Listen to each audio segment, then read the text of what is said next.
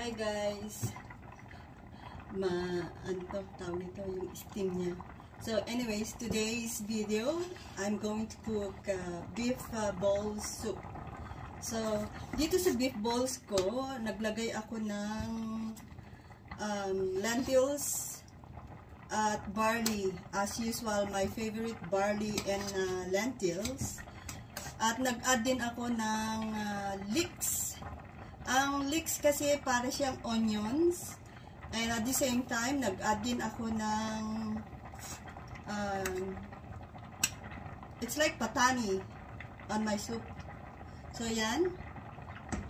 At na boil ko na yung aking barley at saka yung aking lentils kanina. So antay ko na lang na maluto ng maigi para ihalo ko yung ibang sangkap. Ang meatballs, wala pa dyan yung beef balls. Pero nakaready na lahat guys. Ayan yung beef balls ko.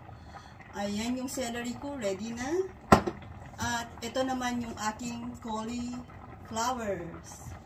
So, hindi pa ako naglagay ng spices. Ang idadagdag ko na lang is ginger. Kasi itong leeks, ang smell niya is like an onion. So, yan guys. Ang sarap nito guys. Ang sarap nito pag naluto. Very healthy. It's full of fibers. So, ilalagay ko na yung aking ginger. Yan. At ang aking beef balls. So, konting ano na lang to, boiling. Malapit na siyang maluluto actually. Kasi kanina pa ito na i-boil.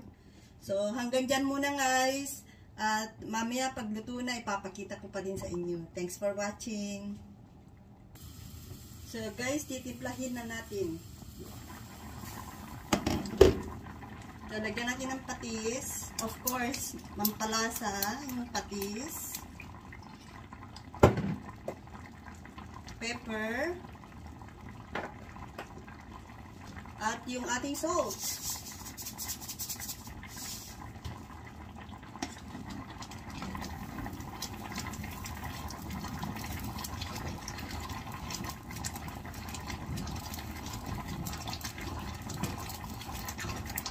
Malapit na siya guys.